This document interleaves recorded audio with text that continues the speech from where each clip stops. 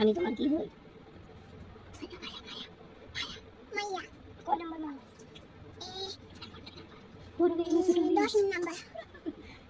আমি তোমার বড় মেয়ে না ছোট মেয়ে বলো?